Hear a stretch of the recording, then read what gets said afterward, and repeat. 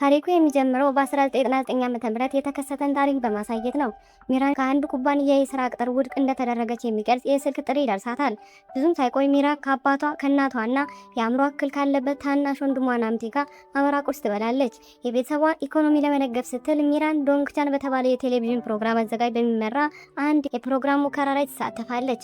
ዶንግቻን በፕሮግራሞቹ ላይ በሚያደርጋቸው የተለያዩና ልዩ ሙከራዎች ምክንያት የእሱ ዝግጅቶች ሁልጊዜ ከፍተኛ ተመልካችን ያገኛሉ። በዚህም የተነሳ ምርጥ የፕሮግራም አዘጋጅ ተሸላሚ ሆኗል። ዶንግቻን የዜና አቅራቢ የሆነች ሃዮንግ የምትባል ፍቅረኛ አለችው። አንድ ቀን እሱ ለ24 ሰዓት የሚቆይ ሰዎችን የማቀዝቀዝ የሙከራ ፕሮግራም ለማዘጋጀት አቅዶ እሱ ራሱ ከሙከራው ተሳታፊዎች አንዱ እንዲሆን እንድትፈቅድለት ሃዮንግን ያባብላታል። ዶንግቻን ሴት ተሳታፊዎች ስለሚያስፈልጉትም በሙከራው ላይ እንድትሳተፍ ሚራን ያገኛታል። ነገር ግን ሚራን ሙከራው አደገኛ መሆኑን አይታ የቀረበላትን ጥያቄዎች ውድቅ ታደርጋለች። ይሁን እንጂ ዶንግቻን ከፍተኛ የገንዘብ ክፍያ ስለሚያቀርብላት ውሳኔው ለመስጠትም ታመነታለች። ከዚህ በኋላ ሚራን ውሳኔ ላይ ለመድረስ ኪዮንጃ እና ዮንግሱን ከተባሉ ሁለት የቅርብ ጓደኞቿ ጋር በመሆን ዮንጃ ወደምትባል እጣ ፈንታ አዋቂ ይሄዳሉ።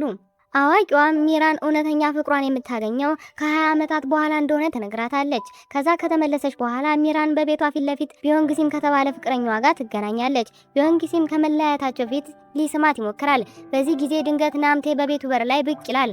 ይህም ቢዮንግሲምን ሲያስደነግጠው ሚራን ፈጥና ወደ ቤት ትገባለች። በማግስቱ ሃዮንግ በመጨረሻ ዶንግቻን ሙከራው ላይ እንዲሳተፍ ትፈቅድለታለች። እሱም በሰላም ተመልሶ እንደሚመጣና ከሙከራው በኋላ እንደሚያገባት ቃል ይገባላታል። ዶንግቻን ሃዮንግን ከማሳመን ባለፈ የሚያዘጋጀውን ፕሮጀክት እንዲያጸድቅለት አለቃው ሆንግ ሱንግን ሲያባብልም ይታያል። መጀመሪያ ላይ ሆንግ ሱንግ ፕሮጀክቱ በጣም አደገኛ እንደሆነ ስለተሰማው እምቢ ብሎ ነበር። ነገር ግን ዶንግቻን ፕሮግራሙ ከተሳካ ትልቅ ዝና እንደሚያገኙ ካረጋገጠለት በኋላ በፕሮጀክቱ ሀሳብ ይስማማል። ዶንግቻን አለቃው ሆንግ ሱንግን ካስማማ በኋላ ሂዮንግ መጥቶ ሚራን የቀረበላትን ጥያቄ ውድቅ ማድረጓን ይነግረዋል። ይህ በእንዲህ እንዳለ ሚራን ከሁለቱ ጓደኞቿ ጋር በአንድ ሐይቅ አቅራቢያ ለመዝናናት ወጥታለች። የሐይቁን ውበት በካሜራዋ እየቀረጸች ሳለ ፍቅረኛዋ ቢዮንግሲም ሌላ ሴት ጋር በካሜራዋ ውስጥ በድንገት ታያለች። ፍቅረኛዋ እየከዳት መሆኑን ያየችው ሚራን በከፍተኛ ሁኔታ ተናዳ እሱን ለመደብደብ ወዲያውኑ ወደ ሐይቁ መሃል ትገባለች። ከሐይቁ ማዶ ሆነው ዶንግቻንና ሂዮንጊ አንድ ወንድ ስትደበድብ አይተው ይደነግጣሉ። የህዝብ ሰላም በማወክ ወንጀል ሚራን ቢዮንግሲምና አብረው የነበረች ልጅ ለምርመራ ወደ ፖሊስ ጣቢያ ይሄዳሉ። ከምርመራ ውጪ ዶንግቻን ሂዮንጊን ሚራንን ችግሯን እስክትጨርስ ድረስ ሲጠብቋት ይታያሉ። ምርመራውን ጨርሳ ስትወጣ ዶንግቻን በድጋሚ አግኝቶ በፕሮግራሙ ላይ ሙከራ አካል እንድትሆን ያባብላታል። በመጨረሻም ዶንግቻን ሙከራው ከተሳካ የታናሽ ወንድሟን በሽታ የመፈወስ እድሉ ከፍተኛ እንደሚሆን ከነገራት በኋላ ለመሳተፍም ትስማማለች። ሚራን ናምቴ በጓደኞቹ ሁልጊዜ እንገላታ ስለነበር ልክ እንደ ማንኛውም ሰው መደበኛ ህይወት እንዲኖረው እንደምትፈልግም ትነግሯለች። ከጥቂት ቀናት በኋላ በመጨረሻ ሙከራው ተጀመረ። ዶንግቻን እና ሚራን ለ24 ሰዓታት በቅዝቃዜ ውስጥ ለመቆየት ወደ ሙከራ ሳጥኑ ውስጥ ገቡ። ይህ በእንዲህ እንዳለ ሂዮንጊ በቤተ ሙከራው ውስጥ የሙከራው ሂደት የመቅረጽ ኃላፊነት ተሰጥቶታል። ሙከራው ሊጠናቀቅ 2 ሰዓታት ሲቆሩት ፕሮፌሰር ሄዋንግ ባልታሰበ አስገዳጅ ሁኔታ ምክንያት ሂዮንጊ ቀረጻውን እንዲያቆም በድንገት ጠየቁ። ብዙም ሳይቆይ ሁኔታው በቁጥጥር ስር ዋለ። ከዚያም ፕሮፌሰር ሄዋንጊ ቤተ ሙከራውን ለቀው ወጡ። አሁን የፕሮፌሰር ሄዋንጊ ረዳት ሆኖ የሚሰራው ጊቦን ለጊዜው ሙከራውን ኃላፊነት ተረክቧል። መኪና እየነዱ የነበሩት ፕሮፌሰር ሃዋንግ ሌላ መኪና እየተከተላቸውና እያሳደዳቸው መሆኑን ሲያዩ በጣም ደነገጡ። በድንገት መኪናው ፈንድቶ በእሳት ተያያዘ። ቤተ ሙከራ ውስጥ ደግሞ የ24 ሰዓቱ የማቀዝቀዝ ጊዜ ሊያበቃ ሲል በሙከራው ላይ ችግር ስለተፈጠረ ጊቦን በከፍተኛ ሁኔታ ተደናገጠ። ቤተ ሙከራውም እንዳይፈነዳ በመፍራት የቤተ ሙከራውን የኤሌክትሪክ መስመር ሙሉ በሙሉ ለማቋረጥ ወሰነ። የ24 ሰዓቱ ሰዎችን የማቀዝቀዝ ፕሮጀክት ሙከራ ከሽፎ ዶንግቻንና ሚራን ሳይታሰብ ጠፉ። መረጃው የደረሰውም ፖሊስ እነሱን ለማግኘት ጥረት ቢያደርግም ሊያገኛቸው አልቻለም። በሌላ በኩል ዶንግቻንና ሚራን በጠፉበት ጉዳይ ውስጥ መግባት የማይፈልገው አለቃ ሆሱንግ አፋቸውን ለማዘጋት ይሞክራል። መጀመሪያ ላይ ሆንግ ሱንግ ጥያቄ ውድቅ አድርጋ የነበረችው ሃዮንግ በቲቪኦ የቴሌቪዥን ጣቢያ ዋና የዜና አቅራቢ ሆና እድገት ከተሰጣት በኋላ በመጨረሻም ላለመናገር ተስማማች። ከእድገቷም በኋላ ሃዮንግ የዶንግቻን ሚስጥራዊ መጥፋት ዜና በቴሌቪዥን የምታስተላልፈው እራሷ ሆናለች። በሌላ ስፍራ በቴሌቪዥን የሚተላለፈውን ዜና የሚከታተሉት የሚራን ቤተሰቦች በጣም አዝነዋል። በተለይም ታላቅ እህቱ በጣም የሚወዳት ታናሽ ወንድሟ ናምቴ እጅግ በጣም ተጎድቷል። ይህ በእንዲህ እንዳለ ሃዮንግ ጥልቅ ሐዘኗን መደበቅም አልቻለችም። ይባስ ብሎ ደግሞ ስለ ዶንግቻን መጥፋት የምታውቀውን እውነት ደብቃ ለመያዝም ተገዳለች። በዚህ መሃል እሱን መጀመሪያ ጊዜ ያገኘችበትን ጊዜ ወደ ኋላ ታስታውሳለች። በሌላ ቦታ ሁሉም የሙከራ መሳሪያዎች ወደ ሚስጥራዊ ክፍል ስለተዛወሩ ለሙከራ ጥቅም ላይ የዋለው ቤተ ሙከራ ባዶ ሆኗል። ፕሮፌሰር ሃዋንግ ከደረሰባቸው የመኪና አደጋ በኋላ በዚያ ሚስጥራዊ ክፍል ውስጥ የሕክምና ክትትል እየተደረገላቸው ይገኛል። ዶንግቻን ሊገኝ እንዳልቻለ የሰሙት ቤተሰቦቹ ሙሉ በሙሉ ተደናገጡ። ዶንግቻን በታዋቂና ባለጸጋ ቤተሰብ ውስጥ የበኩር ልጅ ነው። የሱ ቤተሰብ ዶንግጁና ዶንግሲንግ የተባሉ ሁለት ታናናሽ ወንድምና እህት ያሉበት ሲሆን የቤተሰቡን ደስታ የሚያሟሉ በጣም የተስማሙና የሚዋደዱ ቤተሰቦችም ነበሩ።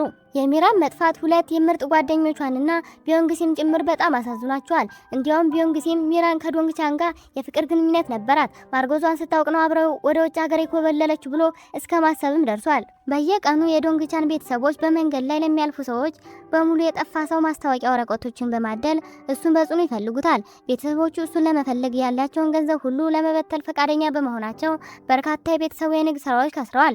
በሌላ በኩል የሚራን ቤተሰቦች አሁንም የመኖሪያ ቤታቸውን ቀይረው ተዛውረዋል። የዶንግቻንና የሚራን መጥፋት ታሪክ ቀስ በቀስ በሰዎች ዘንድ እየተረሳ መጣ። ከ20 ዓመታት በኋላ ሆንግ ሱንግ የቲቪኦ የቴሌቪዥን ጣቢያ ዋና ስራ አስፈጻሚ ሆን እንደቻለ ይታያል። ዮንኪ ደግሞ በጣቢያው ልዩ ልዩ የመዝናኛ ክፍሎች ኃላፊ ሆኗል። ይህ በእንዲህ እንዳለ ሃዮንግ በቴሌቪዥን ጣቢያ ውስጥ የዜና ቢሮ ኃላፊ ሆና ተሹማለች። በዚህ ቅጽበት ጊምቦ በሌላ ሚስጥራዊ ቤተ ሙከራ ውስጥ እየተካሄደ ያለውን የፕሮጀክት ሂደት ድንገተኛ አደጋ ጊዜ መረጃ ይደርሰዋል። ከኮማ ገና የነቃው ፕሮፌሰር ሃዋንግ ከ20 ዓመታት በፊት የጀመረውን ሙከራ ለማጠናቀቅ ሲሞክር ይታያል። ያለሱ ሊያነቃቸው የሚችል ሰው ስላልነበረ ዶንግቻንና ሚራን እዚሁ ላቦራቶሪ ውስጥ ለ20 ዓመታት ቆይተዋል። የማቀዝቀዣ ሳጥኑ ከተከፈተ በኋላ ፕሮፌሰር ሃዋንግ ለዶንግቻንና ለሚራን የሰውነት ክፍሎች እንደገና መስራት እንዲጀምሩ የሚያደርግ መድኃኒት በመርፌ ይወጋቸዋል። መድኃኒቱ ወግቶ እንደጨረሰ ግን እሱ ራሱን ስቶ ይወድቃል። በዚህ መሃል ከእንቅልፏ የነቃችው ሚራን ባለ በሌላ አቅሟ ከቤተ ሙከራው ለመውጣት ትሞክራለች። በሌላ በኩል ደግሞ በመጨረሻ ከእንቅልፉ የነቃው ዶንግቻን ከቤተ ሙከራው ወጥቶ ወደ ቲቪኦ የቴሌቪዥን ጣቢያ ያመራል። ነገር ግን በጣም በሚያቃጥለውና በሞቀው የአየር ሁኔታ ውስጥ ሲጓዝ ከአካባቢው ጋር መላመድ ያልቻለው ሰውነቱ በመዳከሙ በመጨረሻም ራሱን ስቶ ይወድቃል። ብዙም ሳይቆይ ዶንግቻን በአስቸኳይ ወደ ሆስፒታል ይወሰዳል። የሰውነቱ ሙቀት ከተለመደው የሰው ልጅ ሙቀት በጣም የቀዘቀዘ በመሆኑ ሐኪሞች ግራ ተጋቡ። ዶንግቻን ሲነቃ ወደ ቲቪኦ የቴሌቪዥን ጣቢያ ለመደወል የሐኪሙን ስልክም ይጠይቃል። ዶንግቻን ወደ ሂወንኪ ይደውላል። ሂወንኪ ዶንግቻን ከ20 ዓመታት በፊት እንደጠፋ ስለሚያውቅ ድምፁን ሲሰማ በከፍተኛ ሁኔታ ይደነግጣል። የዶንግቻን የመመለስ ዜና ለቤተሰቦቹ ስለደረሰ ቤተሰቦቹ ወዲያውኑ እሱን ለመጠየቅ ወደ ሆስፒታል ይሄዳሉ። ይህ በእንዲህ እንዳለ ሂወንኪ የዶንግቻን መመለስ ወዲያውኑ ለሆንግ ሱንግ ያሳውቃል።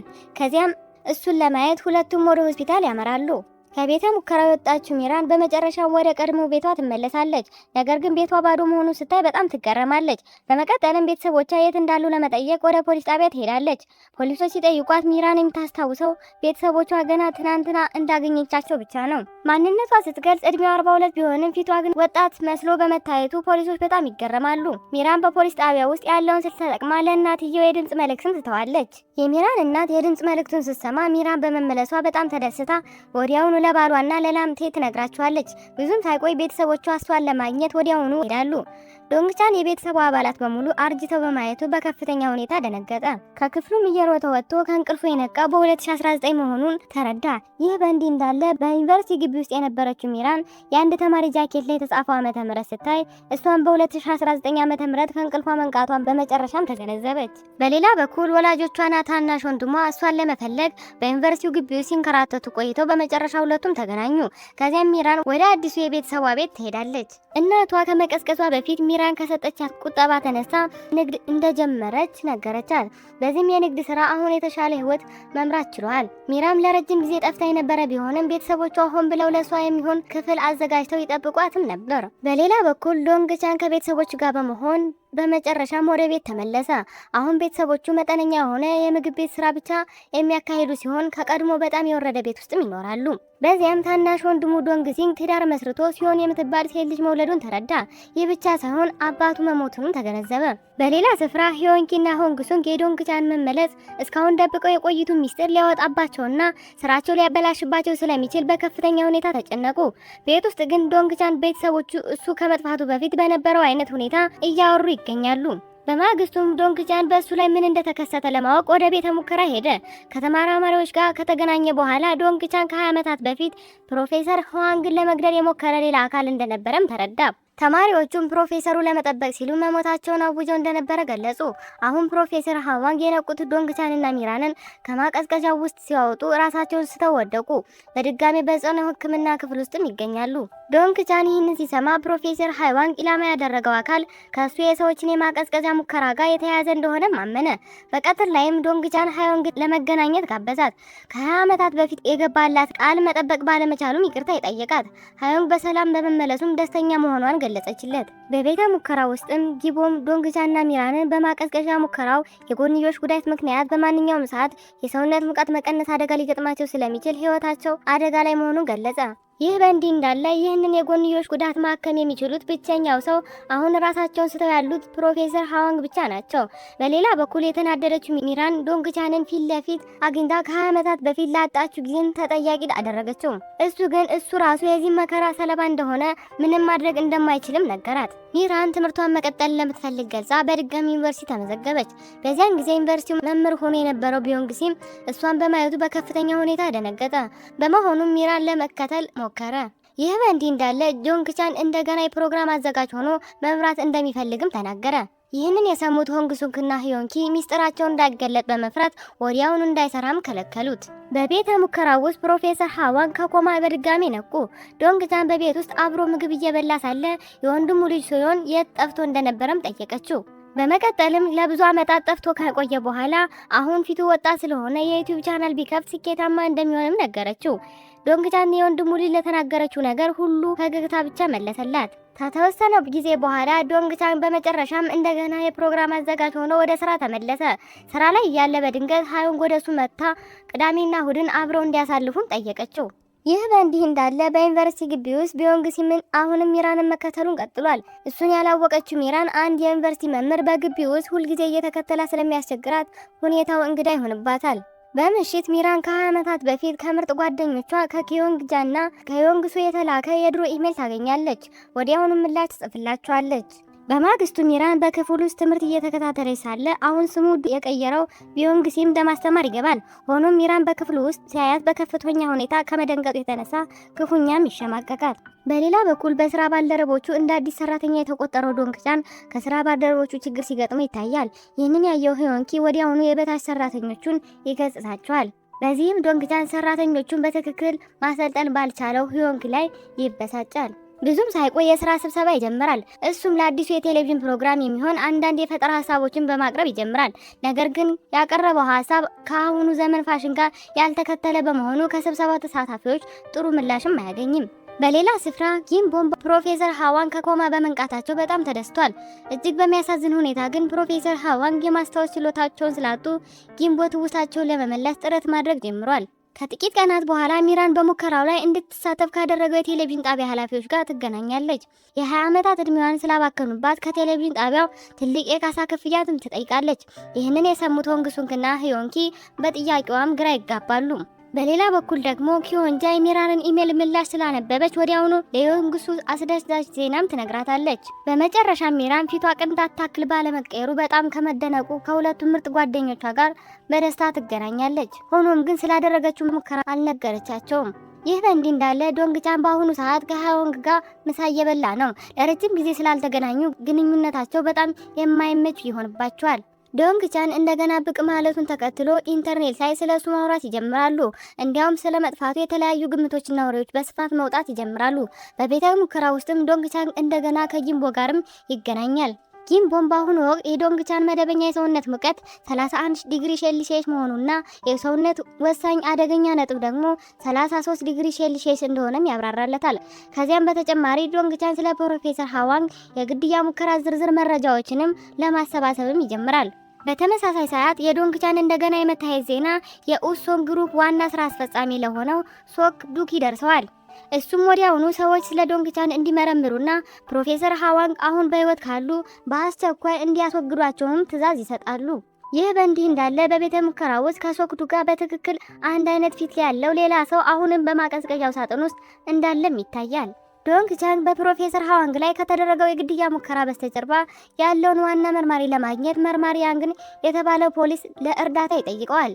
ይህ ብቻ ሳይሆን ዶንግቻን ህይወታቸው አደጋ ላይ እንዳይቀጥሉ የሰውነታቸውን ሁኔታ ሁልጊዜ መፈተሽ እንዳለባት የሚራን ያስገነዝባታል። ይህ በእንዲህ እንዳለ ሚራን ስራ ለመቀጠር ጥረት ብታደርግም በርካታ ኩባንያዎች በእድሜዋ ምክንያት ውድቅ ያደርጉባታል። በሌላ በኩል ዶንግቻን ሂዮንኪ የእሱን መጥፋት ታሪክ ለመሸፈንና ለመደበቅ ጥረት ማድረጉን ካወቀ በኋላ በከፍተኛ ሁኔታ ይቆጣል። ብዙም ሳይቆይ ሚራን ወደ ቲቪኦ የቴሌቪዥን ጣቢያ በመምጣት ዶንግቻን እዚያ ስራ እንዲፈልግላትም ትጠይቀዋለች። ሚራን ያቀረበችለትን ጥያቄ ከተቀበለ በኋላ ዶንግቻን ሃዮንግን ለማግኘት ይሄዳል። ሃዮንግ ከ20 ዓመታት በፊት እሱ መጥፋቱን እውነቱን ደብቃ ዝም ማለቷ ዶንግቻን በጥልቀትም አሳዝኖታል። ሆኖም ግን እሷ ያኔ ሌላ አማራጭ ስላልነበራት ይህን ለማድረግ እንደተገደደች ምክንያቷንም ትገልጻለች። የእሷ ማብራሪያ የሰማው ዶንግቻን በከፍተኛ ሁኔታ ስላዘነ ራሱን ለማረጋጋት ወደ ህንፃው ጣሪያም ይሄዳል። በማግስቱ ዶንግቻን ለሚራን በቴሌቪዥን ጣቢያ ውስጥ ለልዩ የመዝናኛ ፕሮግራም ረዳት የፕሮግራም አዘጋጅ ሆና በኢንተርኔት መስራት እንደምትችልም ይነግራታል። ይህንን የሰማችው ሚራን ስራ በማግኘቷ በእርግጥም በጣም ትደሰታለች። ነገር ግን ሆንግ ሱንግና ሂዮንኪ እሷ ወደ ቴሌቪዥን ጣቢያው መንቀላቀሏ ከቀን ወደ ቀን ከባድ ስጋት ይሆንባቸዋል።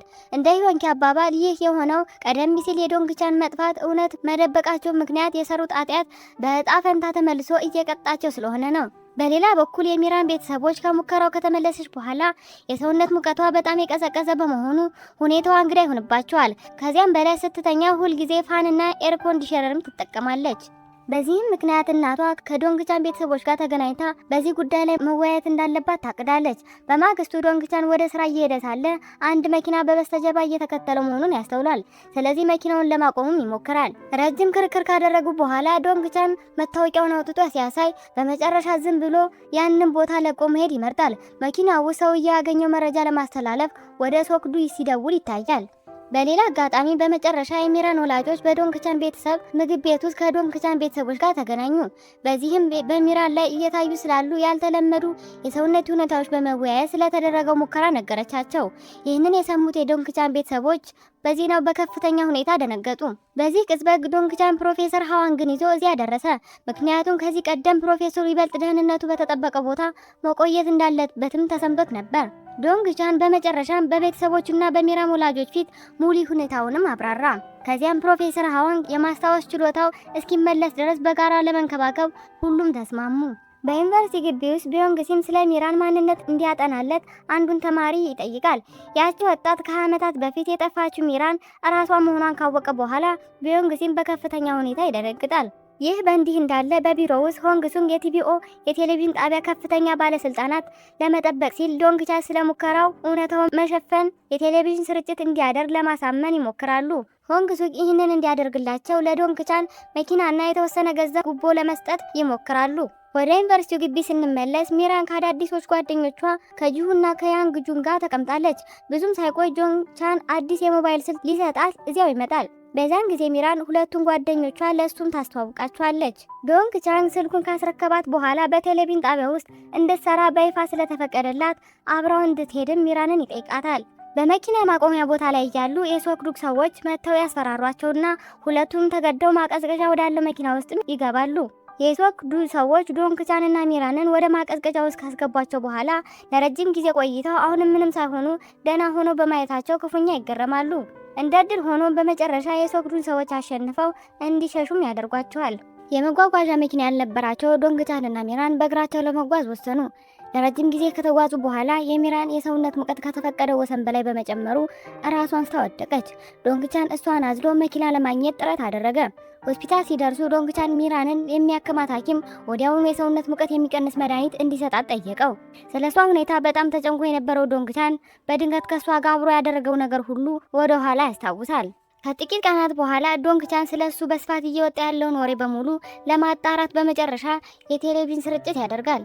እሱ ከ20 ዓመታት በፊት ያለ ቴሌቪዥን ጣቢያው ፈቃድ በተደረገው ሰዎችን የማቀዝቀዝ ፕሮጀክት ውስጥ በህይወት ከተረፉ ሰዎች አንዱ መሆኑን ለህዝቡ ይፋ ያደርጋል።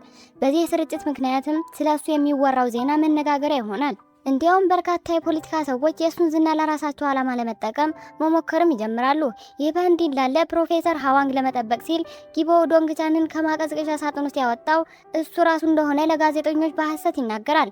ሶክዱ ይህንን ሲሰማ በሳጥን ውስጥ ያለው የእሱ መንታ ወንድም እንዳይወጣ ሰዎቹን ጊቦምን በአስቸኳይ እንዲያስወግዱትም ያዛል። ወደ ዶንግቻን ቤተሰቦች ስንመለስ ዶንግቻን በቴሌቪዥን ላይ ከቀረበ በኋላ የነሱ የምግብ ቤት በደንበኞች ተጨናንቋል። በዚህም በኩል ሃዮንግ የዶንግቻን ከስርጭቱ በኋላ እሷን ለማራቅ እየሞከረ መሆኑ ስለተረዳች እሱን አግኝታ በዚህ ጉዳይ ላይ ለመነጋገር ትሞክራለች። ነገር ግን ዶንግቻን ሃዮንግ በዚህ የሙከራ ጣጣ ላይ ገብታ አደጋ እንዳይደርስባት ሊጠብቃ ስለፈለገ ሁኔታውን ሊያብራራላትም አልቻለም። ይህ ቢሆን እንኳን ሃዮንግ እሱ ወደ ቀድሞ ማንነቱ ተመልሶ እሷን እስኪቀበላት ድረስ ለመጠበቅም ቆርጣለች። በማግስቱ ሚራን የሰራተኛ መታወቂያ ባጅ ተሰጥቷት በቲቢኦ የቴሌቪዥን ጣቢያ ውስጥ ስራዋን ትጀምራለች። በእረፍት ሰዓት ዶንግቻን ድንገተኛ አደጋ ሲያጋጥማት ልትጠቀምበት የምትችለው የሰውነት ሙቀት መቆጣጠሪያ ሰዓትና የሰውነት ሙቀት የሚቀንስ መድኃኒትም ይሰጣታል። በመቀጠልም ዶንግቻን የጤና እክል ሲሰማት ሁልጊዜ እሱን እንድትነግረው ያሳስባታል። ቴሌቪዥን ጣቢያው ውስጥ ያለው ስራ ከተጠናቀቀ በኋላ ሚራን ትምህርቷን ለመከታተል ወደ ዩኒቨርሲቲው ትመለሳለች። በዚያም ቢዮንግ ሲምን ታገኘዋለች። እሱ የፊት ፕላስቲክ ቀዶ ጥገና ማድረጉንና ስሙን እንደቀየረም ይነግራታል። ቢዮንግ ሲም ሚራንን ለማግባት ሲል አሁንም ያለችው ሚስቱን ለመፍታት ፈቃደኛ መሆኑንም ይገልጽላታል። ለቢዮንግ ሲም ምንም አይነት ስሜት የሌላት ሚራን በከፍተኛ ሁኔታ ተናዳ ትደበድበዋለች። በዚህም የተነሳ ጉዳዩ ወደ ፖሊስ ጣቢያ ያመራል። ስለ ጉዳዩ የሰማው ዶንግቻን ወዲያውኑ ወደ ፖሊስ ጣቢያ መጥቶ ስሜቷን መቆጣጠር ባለመቻሏ ይወቅሳታል። ነገር ግን የደበደበችው ሰውዬ ቢዮንግ ሲም መሆኑ ስትነግረው ዶንግቻን ራሱ በከፍተኛ ሁኔታ ተናዶ እሱም ለመደብደብ ወደ ቢዮንግ ሲም ያመራል። ዶንግቻን ወደ ቴሌቪዥን ጣቢያው ከመመለሱ በፊት እሱና ሚራን አብሮ ምግብ ይበላሉ። ከሰዓታት በኋላ ሚራን ያጋጠማትን ነገር ለመንገር ወደ ጓደኞቿ ወደ ኪዮንግጃና ዮንግሱ ቤት ትሄዳለች። ነገር ግን ቢዮንግ ሲም ያገባት ዮንግሱንግ መሆኗን ገና አታውቅም ነበር። በዚህ ምክንያትም ቢዮንግ ሲም ወደ ቤት ሲመለስ ዮንግሱንግ በከፍተኛ ሁኔታ በንዴት ተሞልታ ከቤት አባረረችው። በቴሌቪዥን ጣቢያ ውስጥ ሂዮንኪ በቢሮ ውስጥ ከዶንግቻን የበለጠ ከፍተኛ ስልጣን እያለው የእሱ መልእክተኛ በመሆኑ የተሰማውን ቅሬታና ብስጭት ይገልጻል። በድንገት የቴሌቪዥን ጣቢያው ዶንግቻን በማቀዝቀዣ የነበረው ሰው ወይም ክራዮኒክስ መሆኑን የሚገልጽ ዜናም ያስተላልፋል። በእሱ ዝና ምክንያት አሁን በአንድ የቴሌቪዥን ፕሮግራም ላይ ስለ እሱ ትክክለኛ የእድሜ ስሌት ክርክርም እየተደረገ ነው። በዚህ የህዝብ ክርክር ወቅት ራሷን ማሪያ በማለት የጠራችው አንዲት ሴት ደውላ ስለ ክራዮኒክስ ሰዎች እድሜ መከራከር ማቆም የተሻለ እንደሆነ ገልጻ መንግስት እንዲህ ላሉ ሰዎች መደበኛ ህይወት መምራት እንዲችሉ ህጎችን ማውጣት እንዳለበት ሀሳብን ታቀርባለች። ዶንግቻንም ደዋዋ ሚራን መሆኗን ወዲያውኑ ይረዳል። በመሆኑም ራሷ ክራዮኒክስ መሆኗን በሌሎች ሰዎች ዘንድ መታወቅ ስለሌለበት በጥንቃቄ እንድትንቀሳቀስ ወዲያውኑ ስልክ ደውሎ ያስጠነቅቃታል። ይህ በእንዲህ እንዳለ በሃዮንግ መኖሪያ ቤት ራሷ አሁንም ዶንግቻን ጋር እያሳለፈቻቸውን ትውስታዎች ሁሉ ወደ ኋላ እያሰበች ነው። በመሆኑም ዶንግቻን ከ20 ዓመታት በፊት የሰጣትን ቀለበት ለማድረግም ትወስናለች። በማግስቱ ሃዮንግ በዶንግቻን ቢሮ ውስጥ ስታገኘው እሱ ያደረገችውን ቀለበት ያስተውላል። ሃዮንግ የድሮ ፍቅራቸውን እንደገና ለመጀመር እሱን ለማሳመንም ትሞክራለች። ሆኖም ግን እሷ ከ20 ዓመታት በፊት እውነቱን ደብቃ ዝም በማለቷ ስላሳዘነው ዶንግቻን ራሷን በድጋሚ ተቀብሎ ፍቅራቸውን ለመቀጠል እንደማይችል ይነግራታል። በዚህ መሃል በድንገት ሚራን ወደ ክፍሉ ትገባለች። ነገር ግን ዶንግቻን እና ሃዮንግ በጣም አስፈላጊ ነገር እያወሩ መሆኑን ስታስተውል ወዲያውኑ ክፍሉን ለቃ ትወጣለች። ሚራን እነሱ ቀደም ሲል የፍቅር ግንኙነት እንደነበራቸው አስቀድማ ታውቅ ነበር። በሌላ በኩል በዮንግሱን ቤት እሷ ከልጇ ከጄሁ ጋር ምግብ እየበላች ነው።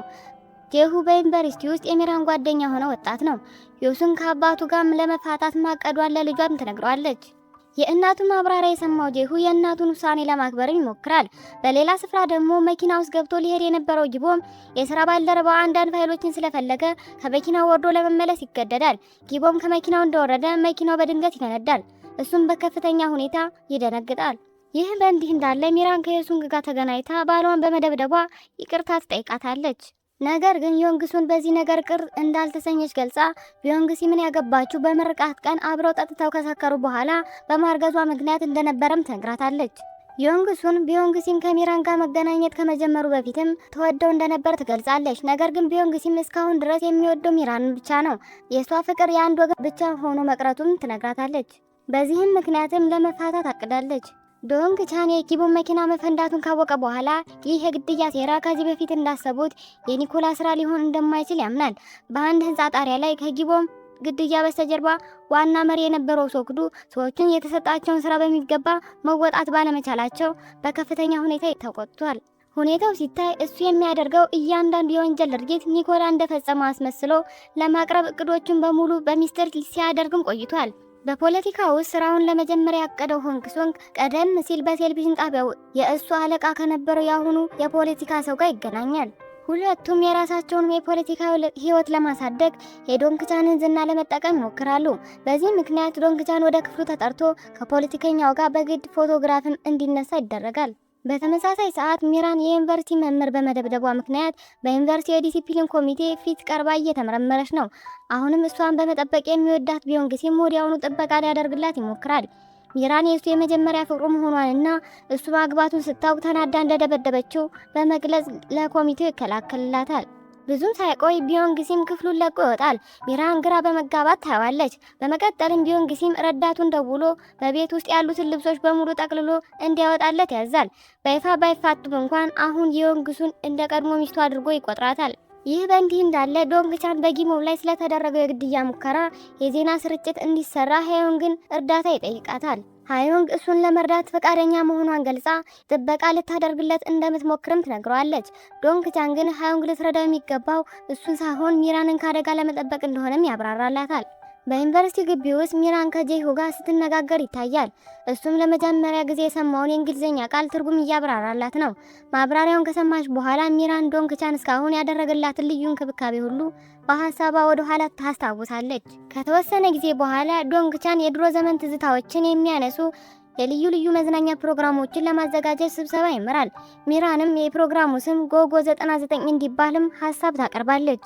በዶንግቻን ቤተሰብ ምግብ ቤት ውስጥ ዶንግጁ የምትወደው ወንድ ምንም አይነት የካሳ ክፍያ ሳይሰጣት ቤቷን በሐራጅ እንዳሸጠባት ካወቀች በኋላ በከፍተኛ ሁኔታ ስታለቅስና ስትጮህም ትታያለች። በሌላ በኩል ዶግሲክ አንድ ቤተ መቅደስ ውስጥ እየጸለየ ለቤተሰቡ አባላት በሙሉ በረከትና ሰላምን ይለምናል።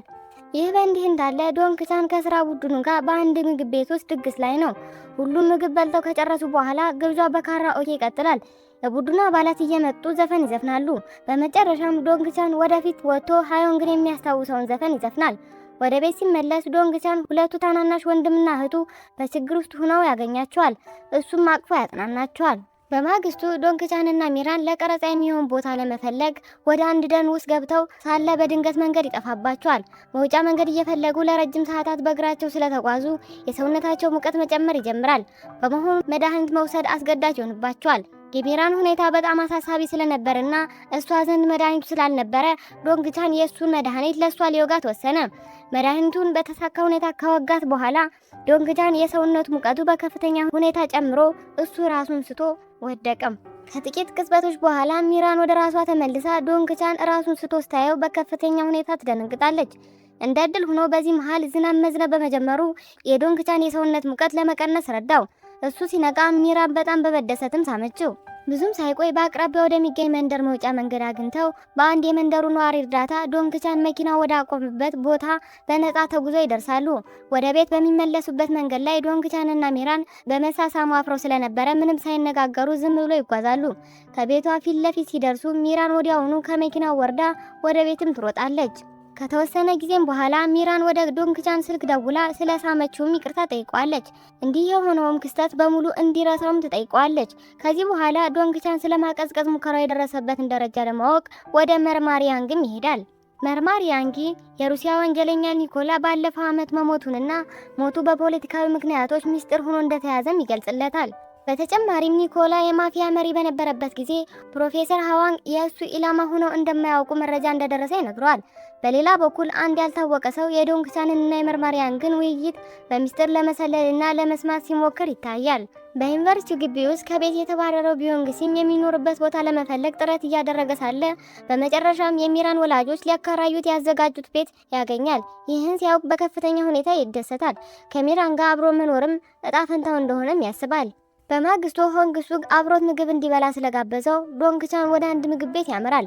ነገር ግን ሳይታሰብ የሱን ዝና ለራሱ ጥቅሞችና ለፖለቲካ ዓላማ ሊጠቀምበት ከፈለገው ከሶግዱ ጋር እንዲገናኝ ሴራ ተጎንጉኖለት ነበር። ዶንግቻን የሶግዱን ፊት ሲያይ ከዚህ ቀደም በማቀዝቀዣ ሳጥን ውስጥ በትክክል ተመሳሳይ ፊት የነበረው ሌላ ሰው በድንገት ያስታውሳል። ይህ በእንዲህ እንዳለ ቢዮንግሲም ክፍሉን ለመከራየት የሚራንን አባት ለማግኘት ይሄዳል። መጀመሪያ ላይ የሚራን አባት ክፍሉን ለተማሪዎች እንዲከራይ የታቀደ በመሆኑ ጥያቄውን ውድቅ አድርጎበት ነበር።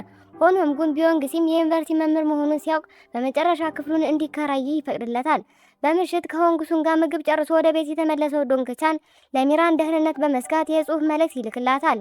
መልእክቱን የደረሰው ሚራን እሱ በእርግጥ ይወዳት እንደሆነም ማሰብ ትጀምራለች።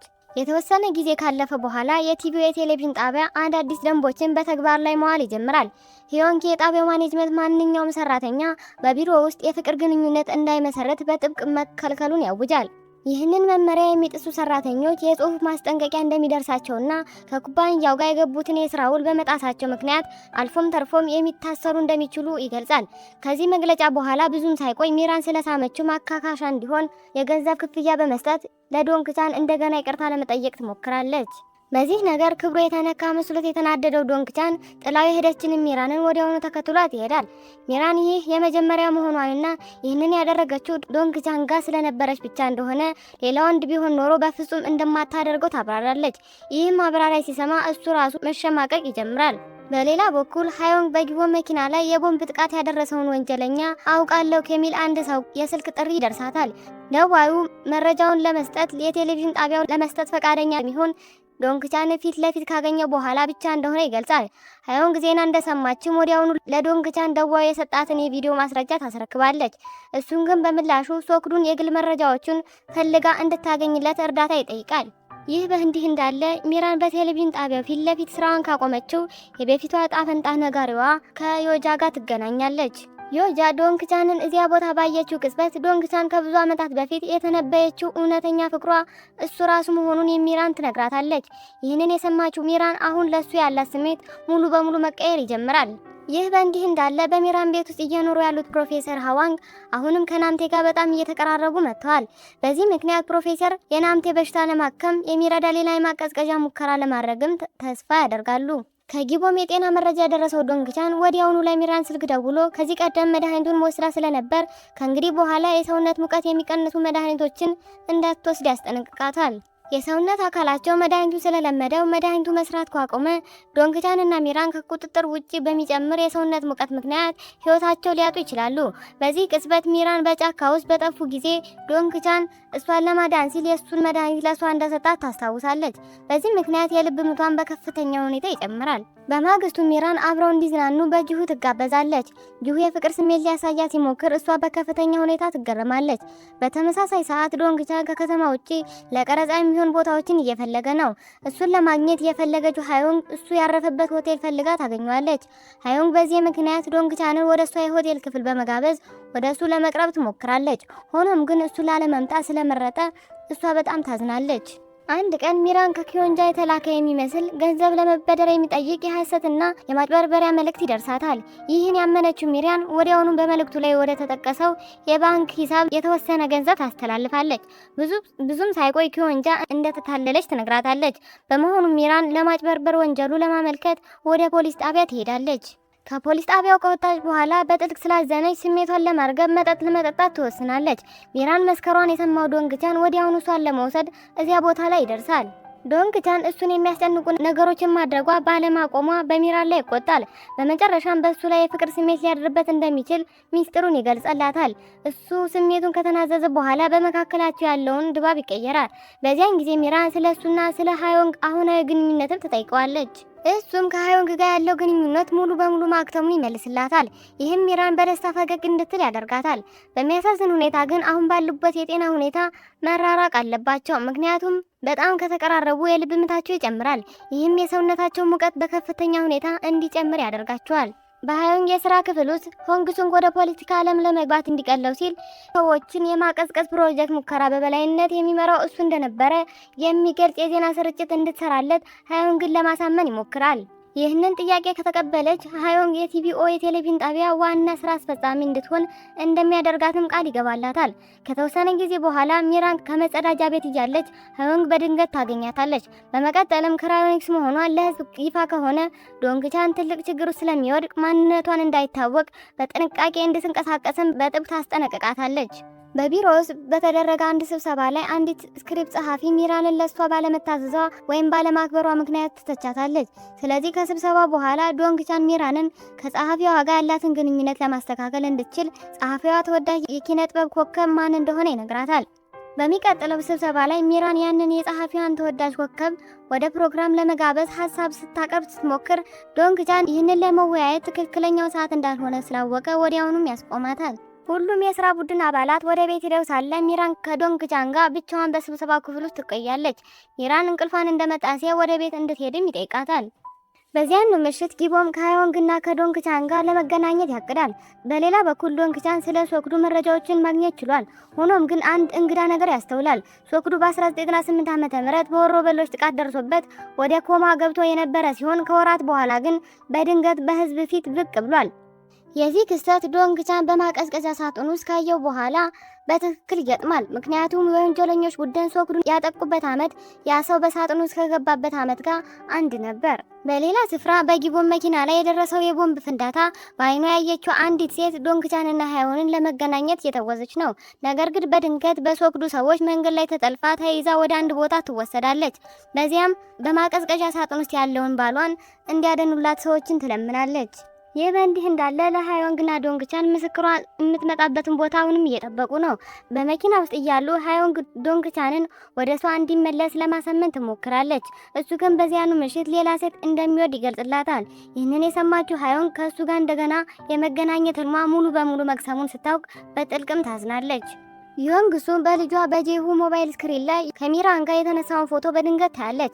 በዚያም ልጇ ሚራንን እንደሚወዳት ትረዳለች። ጠዋት ላይ ጄሁ ልክ እንደ ሚራን ሁሉ በቲቪኦ የቴሌቪዥን ጣቢያ ውስጥ በኢንተርኔት መስራት እንደሚችል የሚገልጽ አስደሳች ዜና ይደርሰዋል።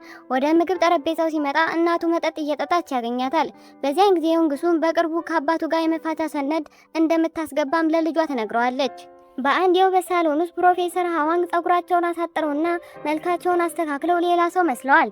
ይህ በእንዲህ እንዳለ ዶንግቻን ከስራ በኋላ ሚራንን በመኪና ይዟት ሲሄድ ይታያል። በሚራን ቤት ፊት ለፊት ሲደርሱ እዚያው ተከራይቶ የሚኖረው ቢዮንግሲም ዶንግቻንና ሚራንን አብረው ሲያያቸው በዚያም በከፍተኛ ንዴት ተሞልቶ ለዶንግቻን ማስፈራሪያ የሚሆን ቪዲዮ ይቀርጻል። ባዘጋጀው ቪዲዮ ላይ ቢዮንግሲም ዶንግቻንን ከፍቅረኛው ከሚራን እንዲርቅ ለማስጠንቀቅም ይሞክራል። ሚራንም ከሱ ካዘጋጀው ቪዲዮ በመነሳት ቢዮንግሲም እስካሁን ድረስ በሷ ቤት ፎቅ ላይ ባለው ክፍል ውስጥ በሚስጥር ተከራይቶ ይኖር እንደነበር ተረዳለች። በመቀጠልም ይህንን ለዮንግሱ ትነግራታለች። ዮንግሱን ወደ ሚራን ቤትም ትመጣለች። የቢዮንግሲም ቪዲዮ በኢንተርኔት ላይ በሰፊው መሰራጨቱን ተከትሎ በርካታ የቢሮ ሰራተኞች ዶንግቻን የሌላ ሰው ፍቅረኛ እንደቀማ አድርገው ያስባሉ። በዚህም ምክንያት ዶንግቻን ቢዮንግሲምን ያገኘዋል። በሚገናኙበት ጊዜም ዶንግቻን እሱ በሚያዘጋጀው አንድ ትልቅ የቴሌቪዥን ፕሮግራም ላይ ቢዮንግሲም እንዲሳተፍ እድል ይሰጠዋል። ይህ በእንዲህ እንዳለ ሚራን ቢዮንግሲም በሰራ ቪዲዮ ምክንያት መጥፎ ስሜት ስለተሰማው ዶንግቻንን ይቅርታ ለመጠየቅ ትሞክራለች። እነሱ እርስ በርስ እያወሩ እየተጽናኑ ሳለ ሃዮንግ በመካከላቸው ያለውን ቅርበት ትመለከታለች። የቢዮንግሲም ቪዲዮ በወጣ በጥቂት ጊዜ ውስጥ ሌላ ጽሑፍ በኢንተርኔት ላይ ይሰራጫል። ጽሑፉም ሚራን ከ20 ዓመታት በፊት ከተደረገው የማቀዝቀዝ ሙከራ ተሳታፊዎች አንዷ መሆኗንና አሁን ደግሞ በዝምድናና በትውውቅ በቲቪኦ የቴሌቪዥን ጣቢያ ውስጥ እየሰራች እንደሆነ ይከሳታል። በዜናው ምክንያት በጥልቅ አዝና የነበረችው ሚራንን ያያት ዶንግቻን እሷን ለማበረታታት ይሞክራል። ለተፈጠረው ክስተት ሙሉ ኃላፊነት እሱ እንደሚወስድ ገልጾ ሁልጊዜም ደስተኛ ሕይወት እንድትመራም ይጠይቃታል። ሚራን በወጣው ጽሑፍ ምክንያት ማዘኗን አምና ነገር ግን ከ20 ዓመታት በፊት በማቀዝቀዣው ሙከራ ላይ በመሳተፏ ፍጹም ተጸጽታ እንደማታቅም ትገልጻለች። በሌላ በኩል በቢሮ የስብሰባ ወቅት በርካታ ሰራተኞች በዶንግቻን ላይ ተቃውሞ ያነሳሉ። ምክንያቱም እሱ ሚራንን ረዳት ፕሮግራም አዘጋጅ ያደረጋት በችሎታዋ ሳይሆን በትውውቅ መሆኑ ፍትሃዊ አይደለም ብለው ያስባሉ። ዶንግቻን ግን ከዚህ ቀደም በተለያዩ ልዩ መዝናኛ ፕሮግራሞች ላይ ከእሷ ጋር ለረጅም ጊዜ አብሮ እንደሰራና እሷም ልዩ የሆነ የፈጠራ ተሰጥኦ እንዳላት በመግለጽ ለሚራን በጥብቅ ይከላከልላታል። ዶንግቻን በስራ ቡድን ውስጥ ያለ እያንዳንዱ ሰው በእርሱ ምርጫ ላይ እምነት እንዲጥል ፍላጎቱን ይገልጻል። ከክፍሉ ውጭ ሆና የነበረችው ሚራን በድንገት በስብሰባው ክፍል ውስጥ እየተደረገ የነበረውን ይህንን ውይይት በሙሉም ትሰማለች። ከተወሰነ ጊዜ በኋላ ስለ ሚራን መጥፎ ጽሑፍ የጻፈውና የለቀቀውን አካል ማን እንደሆነ በመጨረሻ ይደርስበታል። እጅግ በሚያስገርም ሁኔታ ጽሑፉን የለቀቀው የአንዲት የአንደኛ ደረጃ ተማሪ ኮምፒውተርን በድብቅ በተጠቀመ ሰው ነበር። ይህ በእንዲህ እንዳለ ስለ ስብሰባው ውይይት ሰምታ የነበረችው ሚራን በማህበራዊ ሚዲያ ገጿ ላይ ሙሉ ሁኔታውንም ግልጽ ታደርጋለች። ሚራን ከ20 ዓመታት በፊት በማቀዝቀዣው ሙከራ ላይ ለመሳተፍ ፈቃደኛ ሆና እንደነበር ትጽፋለች። ከተመለሰች በኋላ ግን ስራ ለማግኘት ከፍተኛ ችግር ገጥሟ ስለነበር የቴሌቪዥን ጣቢያው ላደረሰባት የጊዜ መባከን ካሳ ይሆናት ዘንድ በጣቢያው ውስጥ በልምምድ እንድትሰራ በራሷ ጥያቄ ማቅረቧን ታብራራለች። በዚህም ጽሑፏ ምክንያት በርካታ ሰዎች ልባቸው ይነካል። በመሆኑም በቢሮ ውስጥ ካሉ የስራ ባልደረቦቿ ጭምር ከብዙሃኑ ሕዝብ ከፍተኛ ድጋፍና ፍቅርን በማግኘት ትጀምራለች። በአንድ ካፌ ውስጥ ዮንግሱ ባሏና ልጇ ሁለቱም ሚራንን እንደሚወዷት ካወቀች በኋላ ከሚራን ጋር ያላትን ግንኙነት ስለተበላሸ ጉዳዩን ለመወያየት ኪዮንግጃንን ትጋብዛታለች።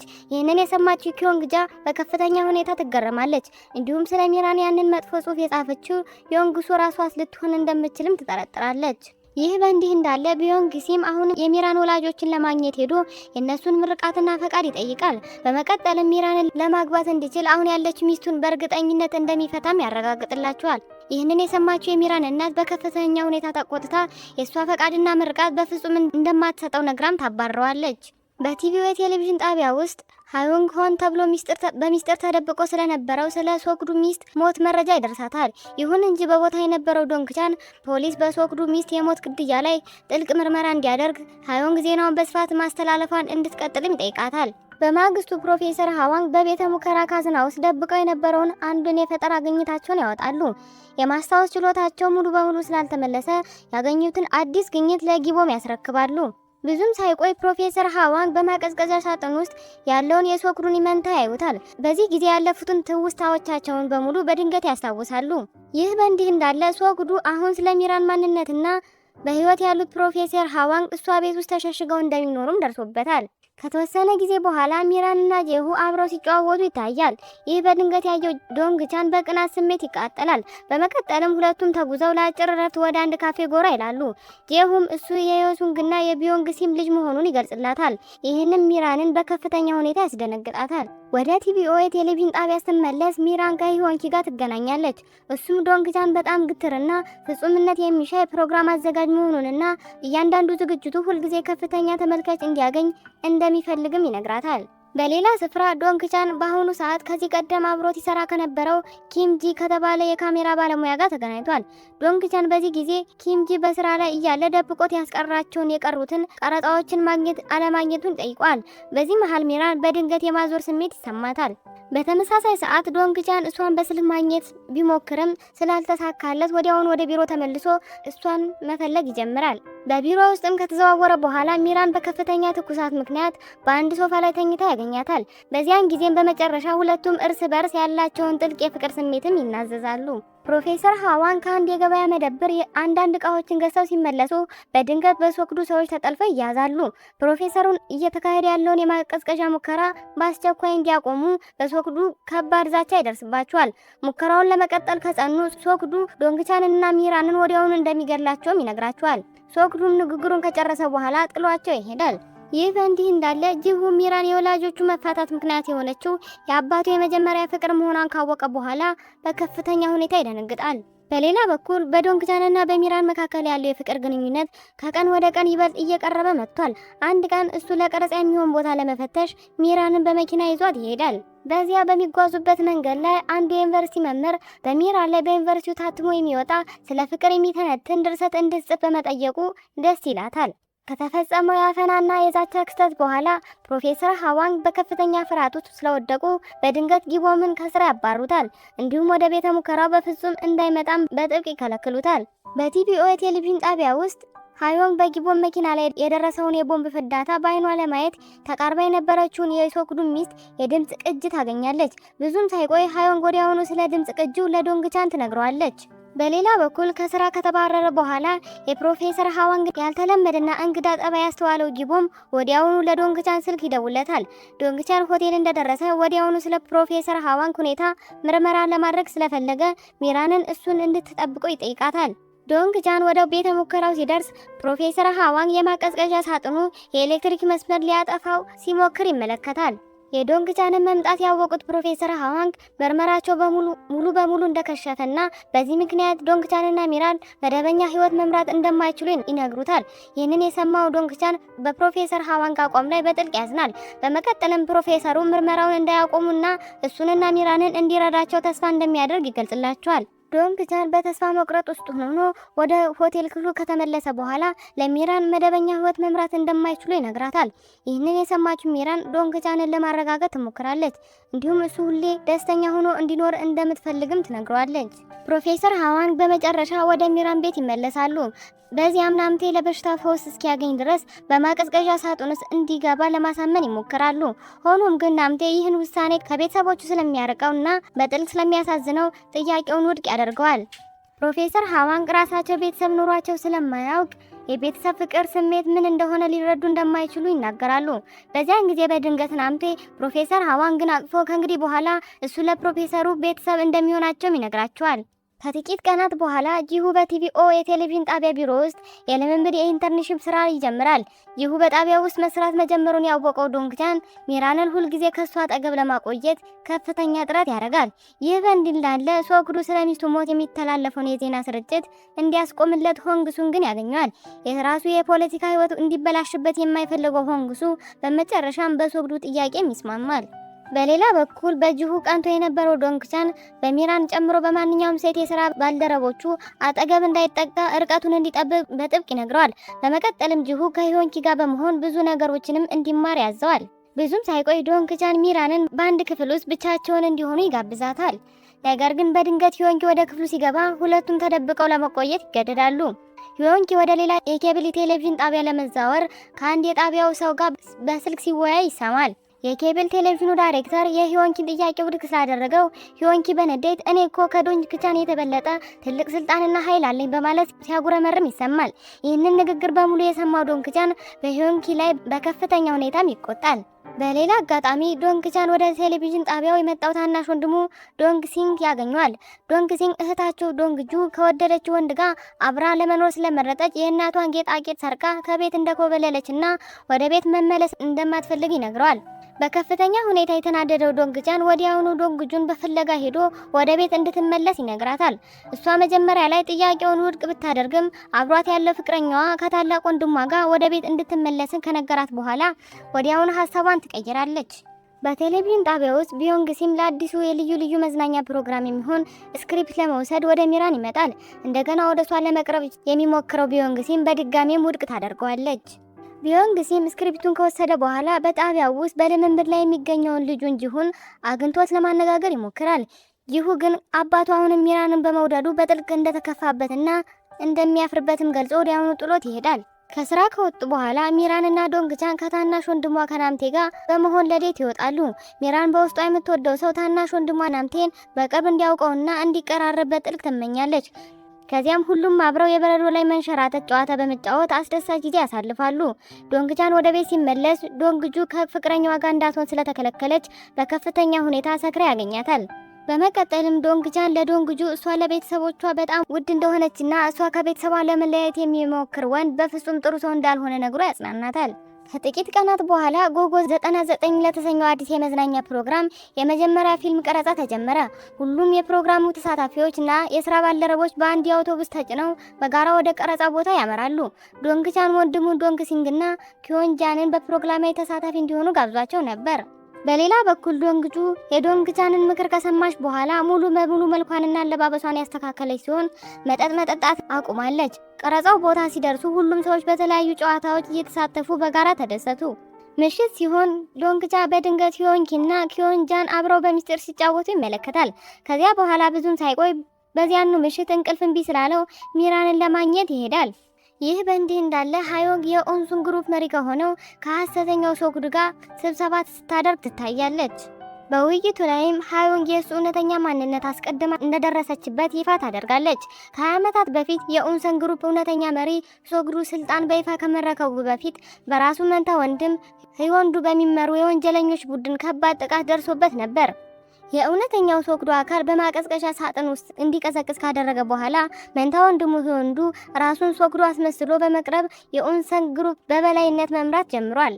ሃዮንግ ይህንን ታላቅ ሚስጥር ከደረሰችበት በኋላ ዶንግቻን ደህንነቱ በይፋ እንዲጠበቅና በምላሹ ደግሞ ሚራን በድጋሚ ወደ ማቀዝቀዣ ሳጥን ውስጥ ገብታ እንድትቀዘቅዝ ከሐሰተኛው መሪ ጋር የጥቅም ስምምነት ለማድረግ ትደራደራለች።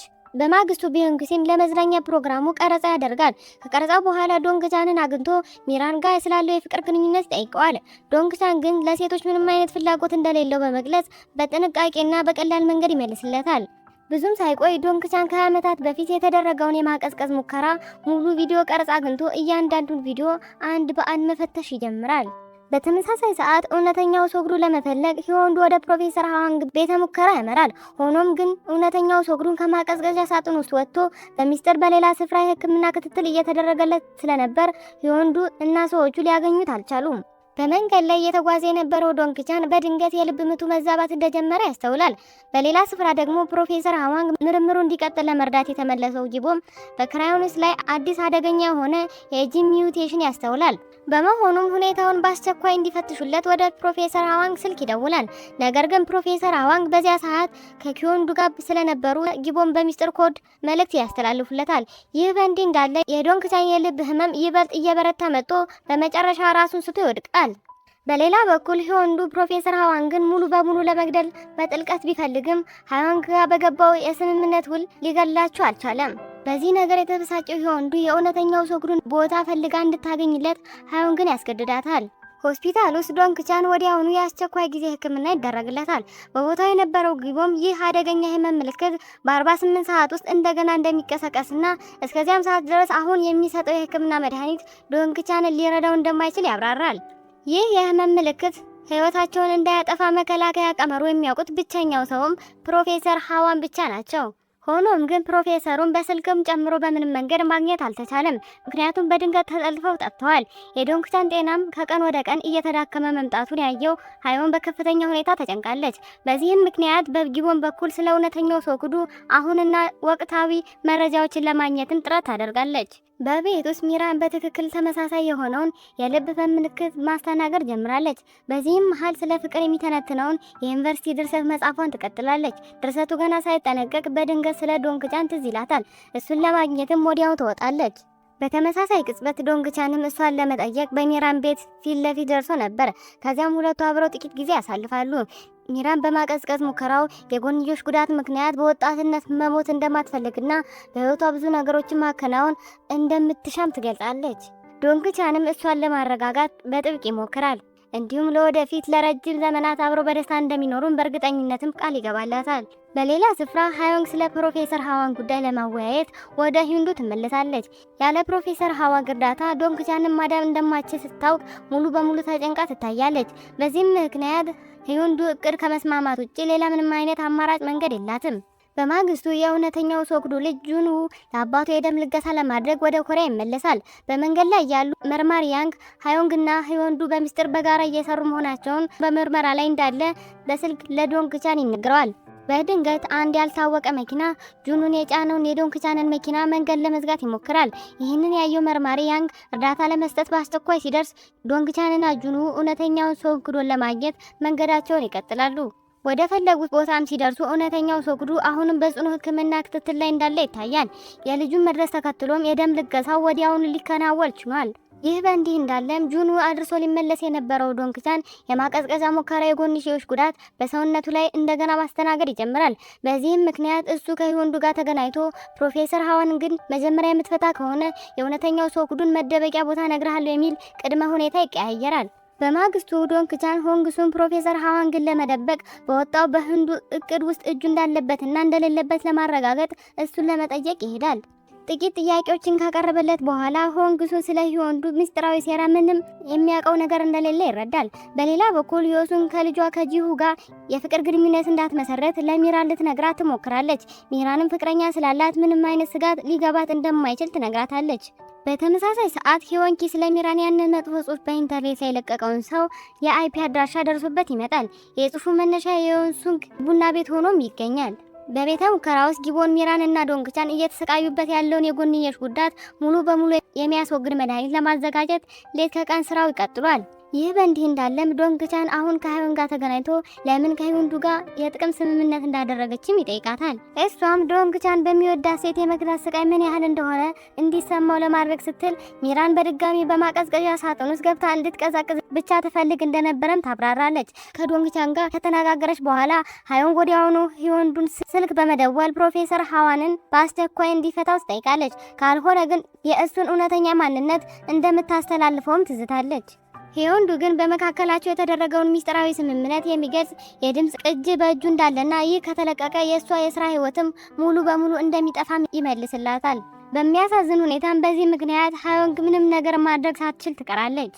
በሌላ ስፍራ ሂወንኪ አሁን ዶንግቻንን አግኝቶ ስለ ሚራን ያንን መጥፎ ጽሑፍ በኢንተርኔት ላይ የለቀቀችው የሱንግ መሆኗን ያሳውቃል። በመቀጠልም የሱንግ የሚራን ምርጥ ጓደኛ በመሆኗ ይህን ሚስጥር ለሚራን እንዳይነግራትም ይጠይቀዋል።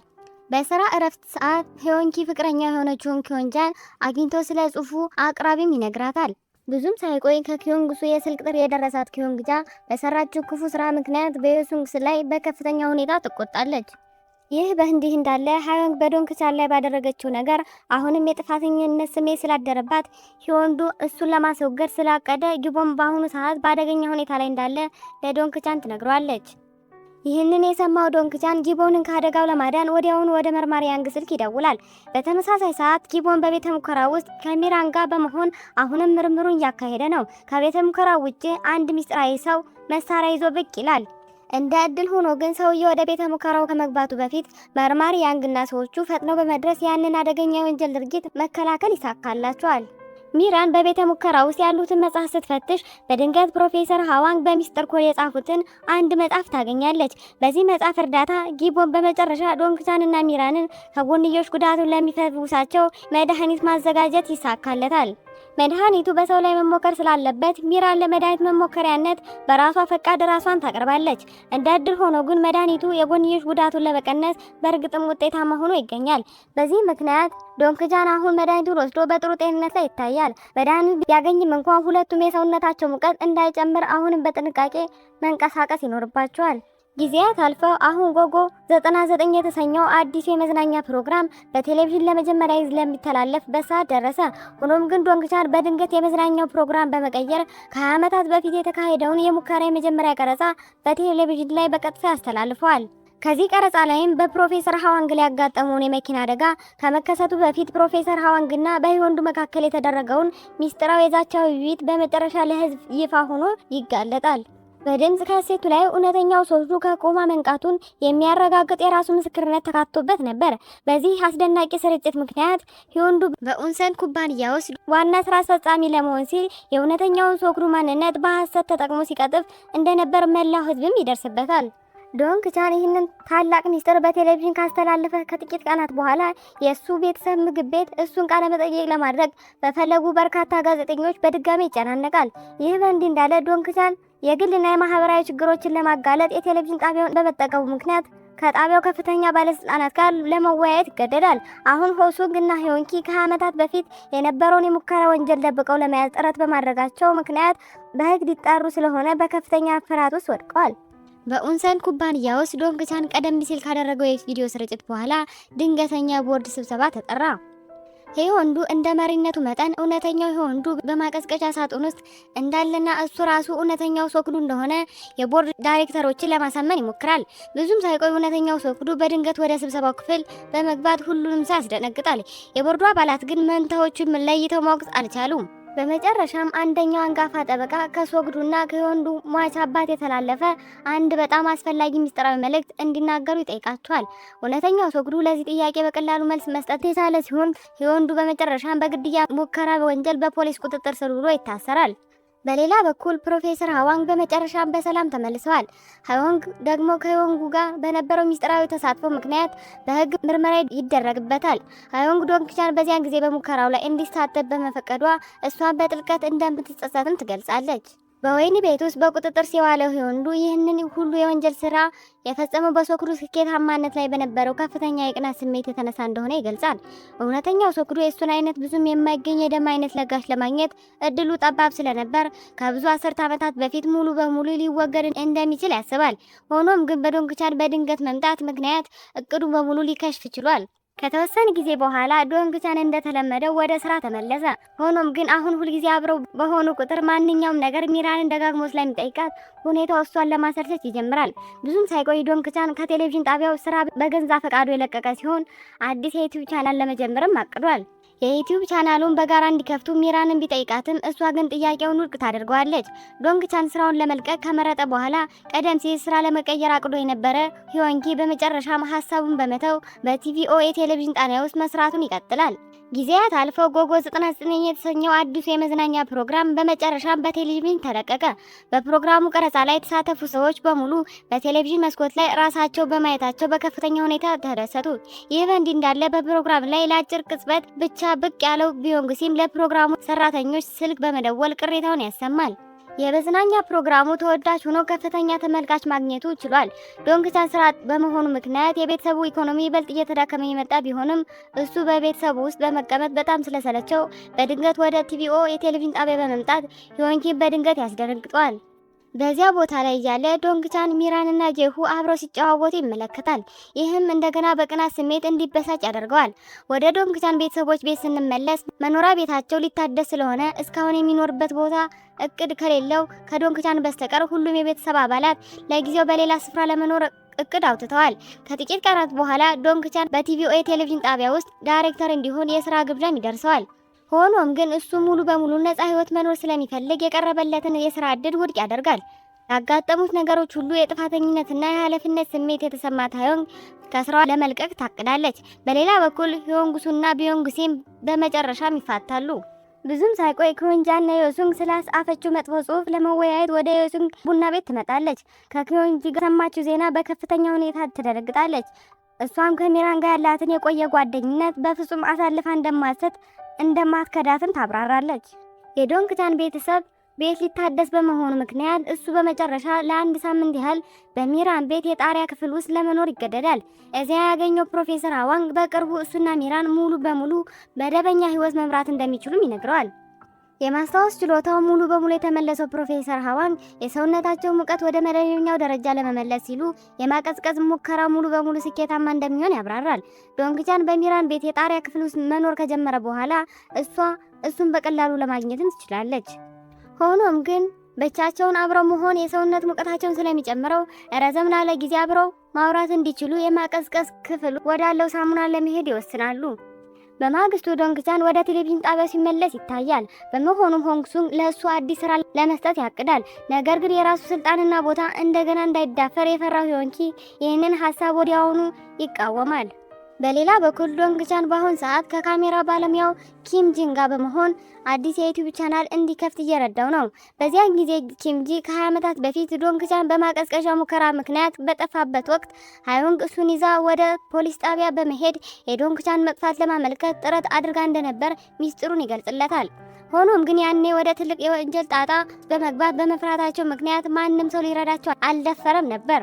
የኪም ጂንን ታሪክ የሰማው ዶንግቻን ለመነጋገር ሂዮንግ ወደ ህንጻው ጣሪያ ላይ ይጠራታል። በመቀጠልም ከ20 ዓመታት በፊት ሙከራውን ለፖሊስ ለማመልከት አስባ እንደነበርና ለምን ለሱ እንዳልነገረችውም ይጠይቃታል። ሂዮንግም እሱ በሙከራው ላይ እንዲሳተፍ ፈቃድ በመስጠቷ ምክንያት ከፍተኛ የጥፋተኝነት ስሜት ሲሰማ ስለነበር እውነቱን ለመናገር እንዳልደፈረች ታብራራለች። በእሷ ላይ እውነተኛ ቅንነትና ጸጸት የተመለከተው ዶንግቻን እሷን ለማረጋጋት ይሞክራል። እንዲሁም አቅፎ ያጽናናታል። እነሱ ካሉበት ቦታ ብዙም ሳይርቅ ሚራን ሲተቃቀፉ ባይኗ ትመለከታለች። በዚህም ልቧ በጥል ተሰብሮ ያንን ቦታ ጥላው ትሄዳለች። በምሽት አሁንም በዶንግቻን ላይ የተናደደችው ሚራን የእሱን ስልክ ጥሪ ሆን ብላ አታነሳም። በመቀጠልም ያጋጠማትን ክስተት ለሁለቱ ምርጥ ጓደኞቿ ትነግራቸዋለች። ዶንግቻን እንደማይወዳት በእርግጠኝነት ካረጋገጠች ከሱ መለየት እንዳለባትም ምክር ይሰጧታል። ይህ በእንዲህ እንዳለ ዶንግቻን ሚራንን በስልክ ለማግኘት ደጋግሞ ይሞክራል። በመጨረሻም አልሳካ ሲለው ታናሽ ወንድሟ ናምቴን ለእህቱ እንዲደውልላት እርዳታ ይጠይቀዋል። ናምቴ ሲደውልላት ግን ሚራን ወዲያውኑ ስልኩን ታነሳለች። በዚህም ምክንያት ዶንግቻን ለምን የእሱን ጥሪ ለማንሳት እንዳልፈለገች ጠይቃታል። ሚራን ግን ከዶንግቻን ጋር መጣላት ስላልፈለገ ብቻ እንደሆነም ትመልሳለች። ሚራን እሱን ለመራቅ ጥረት ታደርጋለች። በዚህ ምክንያት ዶንግቻን ለምን እንደተናደደች ማወቅ ስላልቻለ በከፍተኛ ሁኔታ ግራ ይጋባል። በማግስቱ ሚራን ስለ ሂዮንግ ህይወት በጥልቀት ለማወቅ ትሞክራለች። ሂዮንግ ባስመዘገበቻቸው ትላልቅ የስራ ስኬቶች ምክንያት በራሷ ላይ መተማመን ስሜት ታጣለች። ብዙም ሳይቆይ ዶንግቻን ሚራንን ለውይይት ይጋብዛታል። በመጨረሻም እሱንና ሃዮንግን በህንጻው ጣሪያ ላይ አብረው እንደተመለከተቻቸው ተነግሯለች። በመሆኑም በመካከላቸው ስላለው ግንኙነት ጠይቋለች። ዶንግቻን በአሁኑ ሰዓት የሚወደው እሷን ብቻ እንደሆነ ለሚራን ለማረጋገጥ በጽኑ ይሞክራል። በመቀጠልም ሚራን ዶንግቻን ለምን ከቴሌቪዥን ጣቢያው ስራ እንደለቀቀም ጠይቋለች።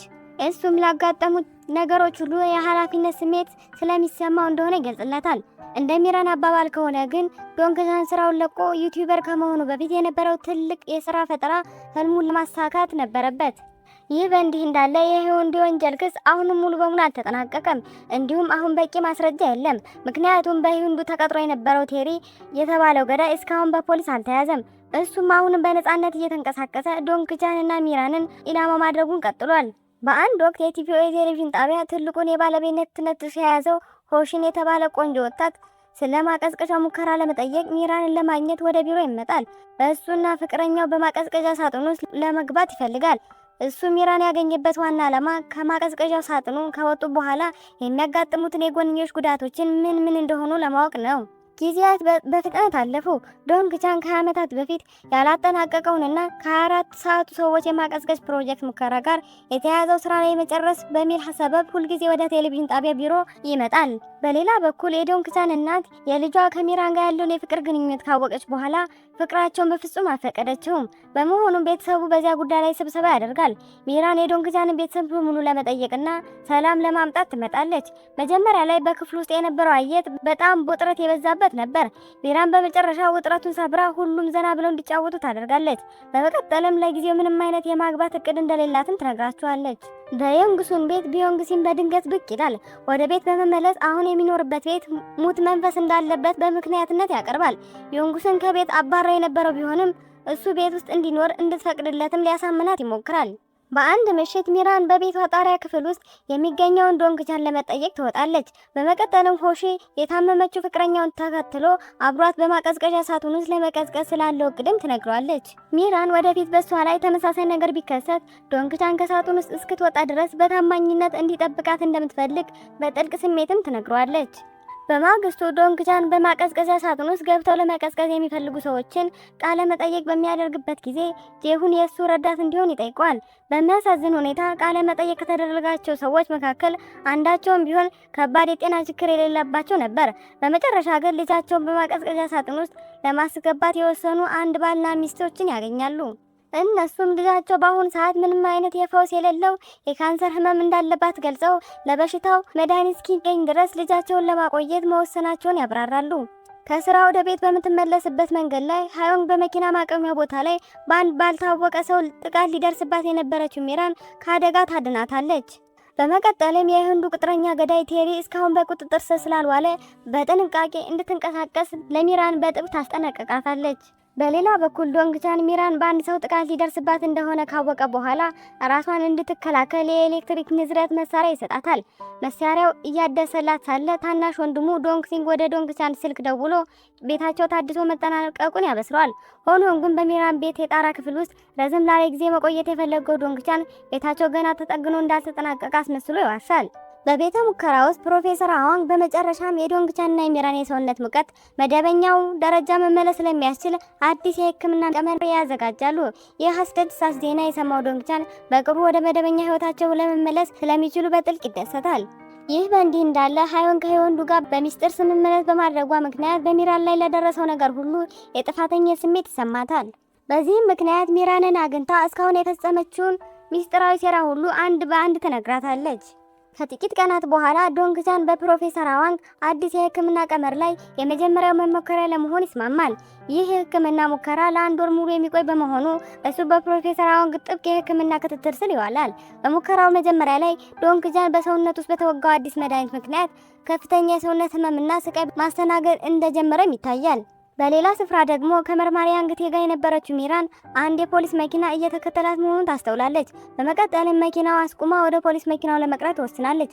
ሆኖም ግን መርማሪ አንግቴ ፊቱን ቀይሮ በመጣው በቅጥር ገዳዩ ቴሪ በድንገት ከባድ ጥቃት ይሰነዘርበታል።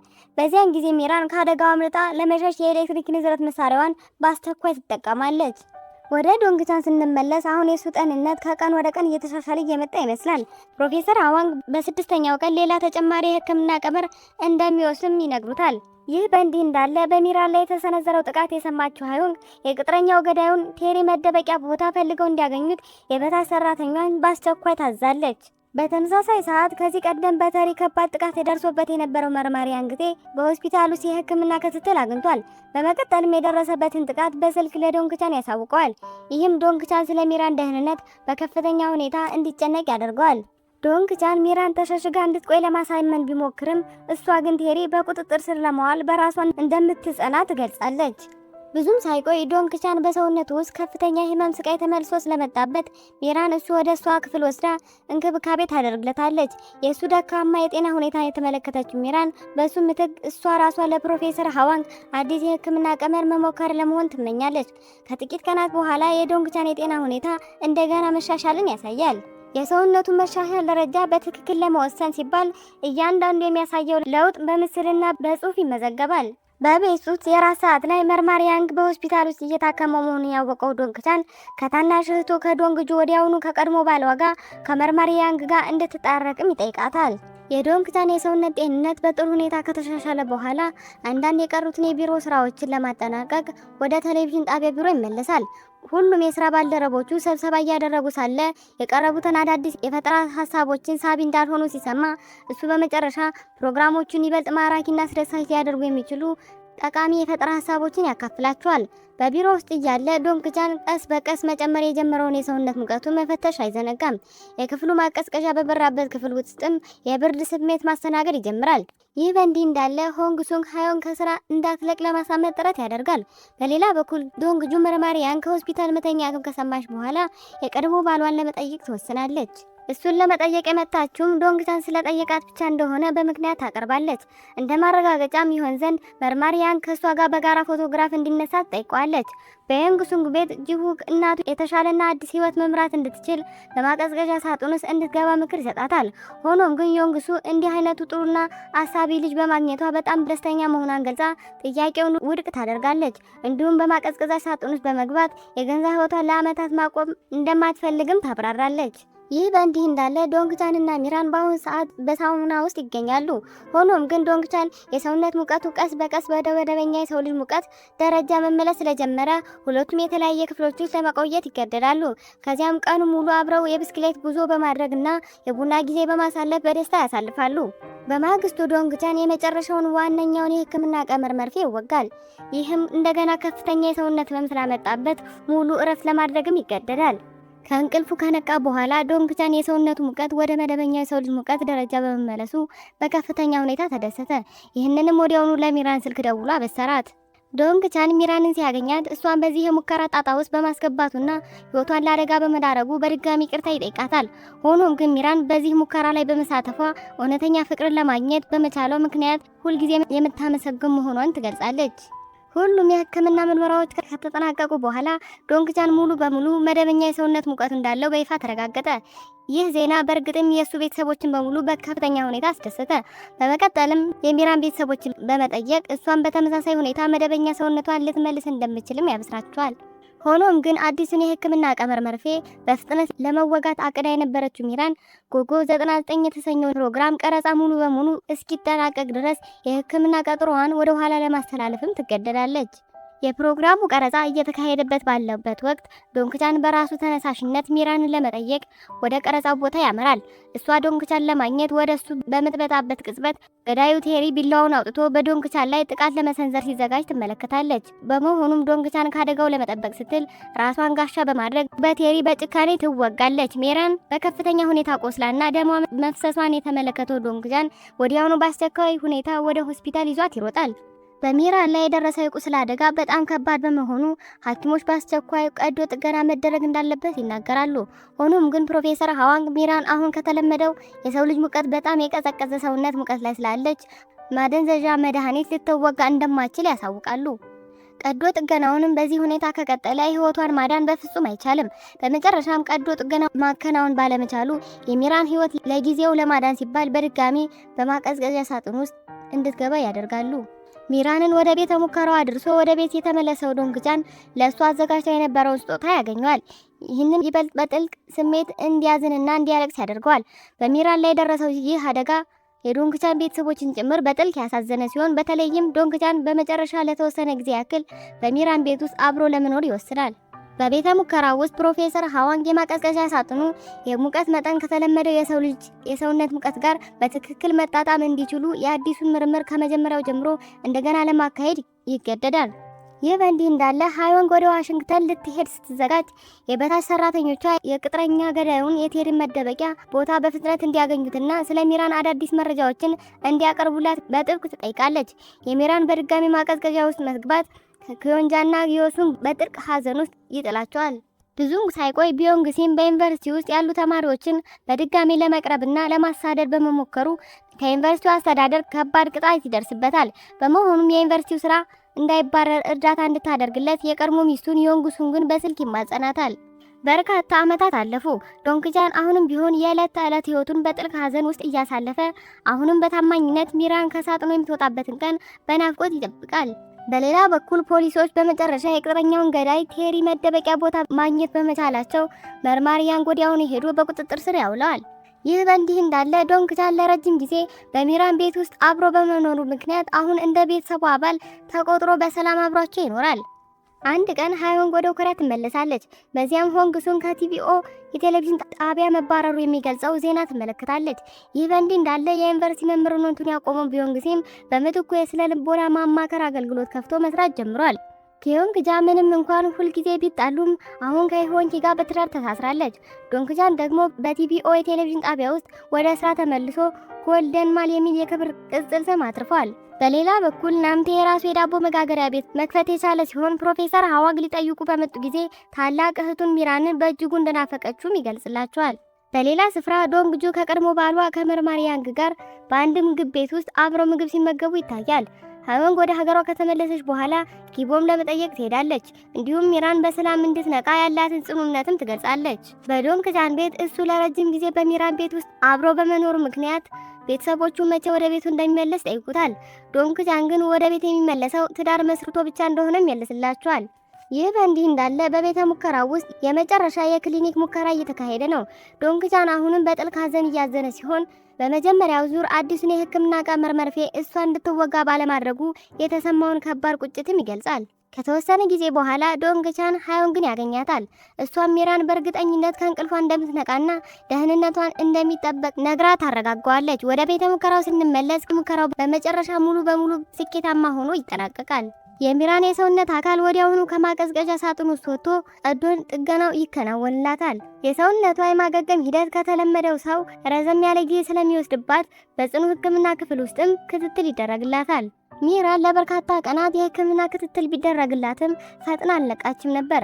እሷን በጥልቀት የናፈቃት ዶንግቻን በአሁኑ ሰዓት የእሷን የሞባይል ስልክ እየተመለከተ ቀደም ሲል በስልኳ ላይ የጻፈችውን ማስታወሻዎችን አንድ ባንድ ያነባል። ዶንግቻን ሁልጊዜ በከፍተኛ ሐዘን ውስጥ ሆኖ በመመልከት የሰለቻት የሚራን እናት የተሻለ ህይወት መምራት እንዲችል ከቤታቸው ወጥቶ እንዲሄድ ትሞክራለች። ሆኖም ግን ዶንግቻን ፈቃደኛ ሳይሆን በመቅረት እዚያው አብሯት እንዲቆይ እንድትፈቅድለት ይማጸናታል። ከቀን ወደ ቀን የሚራን ወደ ህይወት የመመለስ ተስፋ እየደበዘዘ መጥቶ በነበረበት ወቅት ሌላ ቦታ ስራ ላይ የነበረው ዶንግቻን በድንገት ሚራን ሙሉ በሙሉ መንቃቷን የሚገልጽ ምስራች ይደርሰዋል።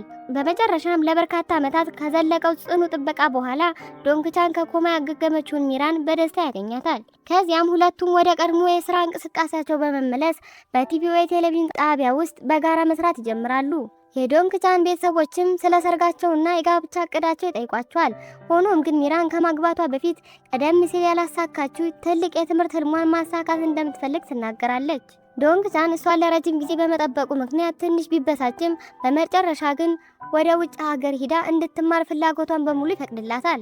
በድራማው ማጠቃለያ ላይ ዶንግቻንና ሚራን ሁለቱም ከቲቪኦ የቴሌቪዥን ጣቢያ ስራቸውን ሙሉ በሙሉ ለመልቀቅ ይወስናሉ።